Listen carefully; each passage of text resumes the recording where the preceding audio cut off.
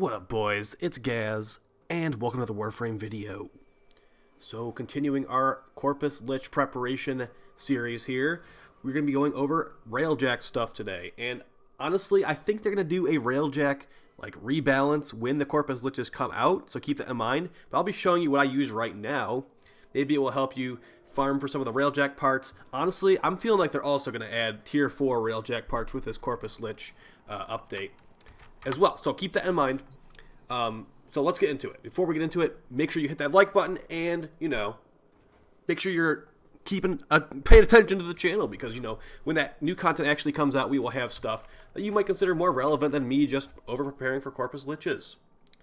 Alright, guys, and the reason we're going over Railjack right now is because DE has said that both Corpus Liches and Kuva Liches, the final fight versus the Lich, will be in Railjack after that update comes out. So keep that in mind. That's what we're going over this stuff. Also, it could be helpful to you. I haven't made a Railjack video in nearly a year. And the funny thing is, not much has really changed since the last video I made on Railjack. I've changed my build around a lot. So as far as which shield array to use, I'd say whatever Mark III shield array you have is the best one. I have the Zekti shield array right here. This one has high shield capacity, good shield delay. It's a pretty strong one, the Zekti one. And the 10% boost to 10 on the Railjack get a 10% boost to shields. That's not very important. Some of the other passives are like enemies that board the ship have reduced armor. That will probably not matter at all versus the Corpus. So if you have the one that says reduced enemy armor when they board the ship, it's not very important. That's actually on the engines. Never mind. The engines that I have are the fastest engines with movement meters per second speed, 60 meters per second, and the boost is 0.18. That doesn't really make much sense to me. I don't really care about that. But when you start looking at the other items we have equipped in the mod section, the booster and all that kind of stuff might matter more to you. So yeah, intruders on the Railjack have 10% reduced armor. That passive right there is not going to be very useful for the Corpus, most likely. Unless they're boarding with jackals and stuff, that armor reduction will not do anything to them. So maybe look for a different passive. We're trying to go for the Vidar engines. I do personally feel like these Zekti reactors are the most important.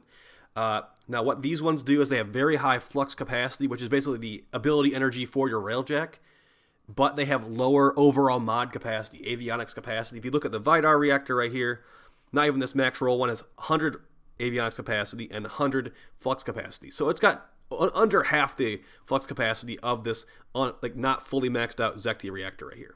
Keep in mind that Valiance transfer, that thing that upgrades your Kuva Lich weapon to have higher percent, that is actually active now for the Railjack parts. So I'm going to get this Zekti reactor, or this Vidar reactor rather, higher level.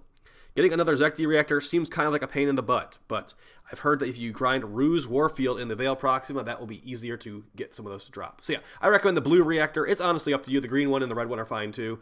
And then I'd say just use whatever parts you have, although Vidar engines do have the highest base movement speed. Now, for this build we're showing today, I definitely highly recommend a Pulsar. You can use a Mark I Pulsar, honestly, but we've got the Levon Pulsar for increased fire rate. This is going to be for shooting the Tether, because currently Tether is the strongest Railjack ability. It's also the easiest to use, and it's just the most effective. You'll probably notice that Void Hole costs 2 plat now. Void Hole used to cost like 500 plat to buy it and all that, but yeah, it's not as important anymore at all, because just Tether dominates it. So this thing is a hit scan electric laser cannon, basically. And it's very nice for shooting the Tether. The side guns are whatever you want. I got the Levon Carcinox. Actually, it's a Zekti Carcinox. And this is going to have increased fire rate and deal toxin damage. Not very important there, as your teammates will probably not even be using the turrets because you're blowing up everything just yourself. You can also use whatever you feel like here. Maybe even some more Pulsars just for easy hitting the enemies. I don't believe there's any other missile launchers. But I'm using the Tycho Seeker because it's a homing missile launcher.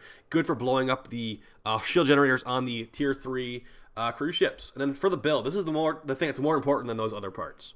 So, as I mentioned, we are using Tether here. This is the strongest Railjack ability currently. I could see them with the Railjack rebalance possibly nerfing this because it makes things very nice. Very easy to do. So it fires off a little yellow Tether thing. You shoot the Tether, it blows everything up in the area.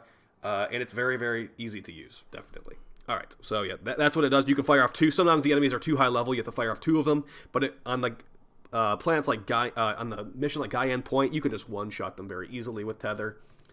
Now the actual build here, we've got health increase, shield increase, and then armor increase at the top. You could probably get away with not running these fully maxed out, but that's what I'm doing just for ease of use. Just tank stats, all 3 of the tank stats. We've got Conic Nozzle, increasing your speed, increasing your Railjack speed. I consider that very important. We actually have 3 increasing speed mods on here with Conic Nozzle, Cruising Speed. This is a relatively harder one to get. Increases speed by 80% when no enemies are within 3,000 meters.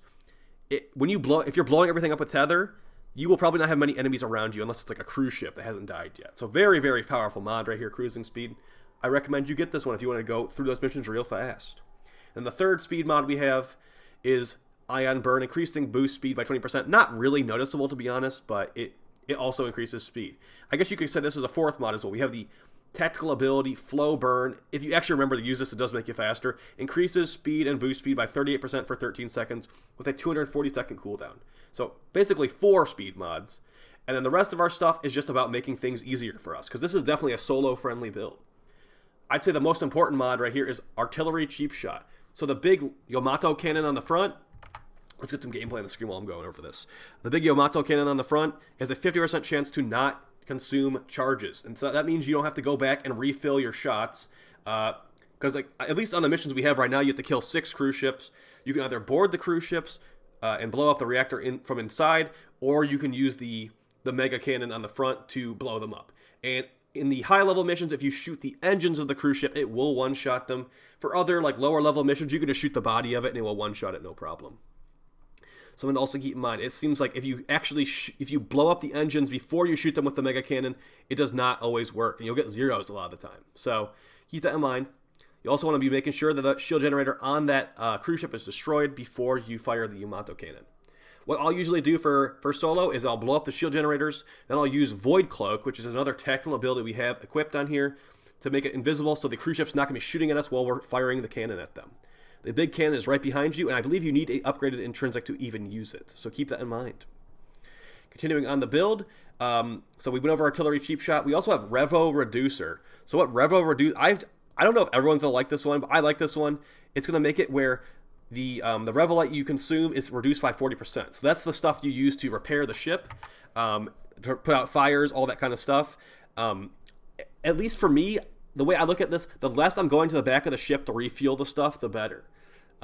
If the Corpus Lich Railjack missions are really intense and difficult, then maybe you will need to go back to the ship. Here's me whiffing a shot, by the way. I see I hit the body of the ship right there. It didn't nearly any damage with the Yamato cannon. But yeah, Revo Reducer. You can't actually get Revo Reducer anymore, so you might want to buy it from somebody if you actually consider that useful. But yeah, you have the forges in the back of the ship to refill like the flux energy, the Revolite, and all that kind of stuff. But you know, it's just I think Revo Reducer is worth the slot personally. It's honestly a personal preference thing if you want Revo Reducer or not. It's a Railjack mod, so it should apply to your teammates as well. I have not tested that though. And then the last mod we have on here is Hyperflux, to increase the flux energy by 99%. With our Zekti reactor, we have nearly 1,000 flux energy. You will not need to go to the back of your ship at all, as long as you're hitting a decent amount of enemies with every tether you use with this setup. So very nice stuff there. And as you can see, this is the highest level Railjack mission we currently have. This is not Guyan Point. This is Ruse Warfield. They are technically higher level fighters, and it takes 2 tethers to kill them. So, yeah. Now here's the gameplay I'm telling you again. We get close to the enemy cruise ship. We use Void Cloak to go invisible, and then we charge up the cannon. It's not even firing at us. Very, very simple here. You can actually use some of the ice procs. I don't remember what they're called, but there's a cryo proc you can use on the cruise ships to make them slower and easier to hit. But that's going to require a second teammate. And this is solo focused mostly. All right, and then the final thing is Battle Forge. You can use whatever kind of third tactical avionic you want to. That just reduces the forge cooldowns by 60 seconds. If you ever are using the forges for some reason, because you're not just speedrunning the mission fast enough, there you go. Oh, by the way, use Amisha in Railjack, because Itzel, I had Itzel equipped for other missions. Itzel you're gonna get destroyed in Itzel. So they even shoot at you sometimes when you're in Viz. So just use Amisha, use the first ability. I probably shouldn't have even been going after this thing in Railjack, or in Archwing rather, but I just wanted to give it a shot real quick. The Zakti Prime is actually pretty good for killing the reactor as well. All right, now let's move on to, that's actually the full build. Now, here's the thing. you probably noticed we have no turret-focused mods on the build. That's because we're relying on Tether to kill all the fighters. And you don't need any turret upgrades to one-shot the Tether to just blow up all the ships. If they ever nerf Tether, I will change the build to be a little bit more turret-focused. But we'll probably just start using like Void Hole or munitions vortex or something like that after that, okay?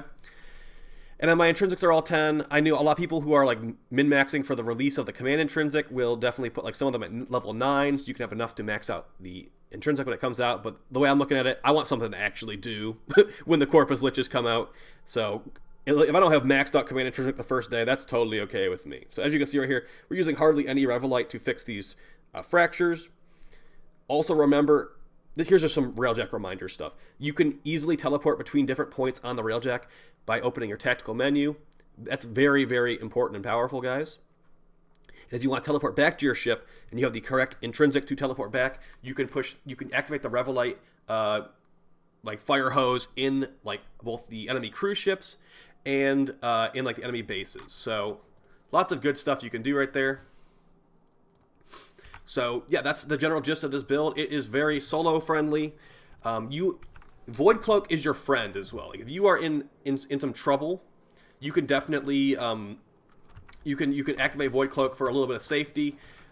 If you're boarded already, I've activated Void Cloak to just like kill the boarders, then take care of the ships that are like attacking me and all that kind of stuff. So very, very good stuff right there. And here we are going to the pulse turbine as well. So you could just jump on if you're doing it solo, like just park the ship a little bit far back, because like things like the missile battery will attack your ship and cause you to get a catastrophic hull breach nearly all the time. So be careful of that one. We're just going to board it and just blow it up from within. AoE weapons are very good for destroying the pulse turbine specifically, but there will most likely be new Corpus objectives with like a shield generator and stuff like that. So keep an eye on that stuff. Of course, it will be new content. It won't be. We're not fighting the Greniers, but you'll probably have to do some of this stuff for the Corpus for the Kuva Liches when that comes out as well in space. So yeah, guys, I hope you found this video helpful. It's just like kind of going over what I like to use for Railjack currently. I did like a little bit of a revisit to it the other day. And I think that things might change a little bit once they do that rebalance, because they are planning to do that, honestly. So, yeah, I'll talk to you guys next time. By the way, you know, just you can just use like I'd say just get tanky. Like Wisp is very good for this. Like Wisp, her motes I believe still do work in Arcwing in space, and you know Lavos seemed pretty good. He's not really doing anything important, but he does exist. He's relatively tanky, so that's nice. I'll talk to you guys next time. See you for more daily uploads, and take it easy, guys. Peace.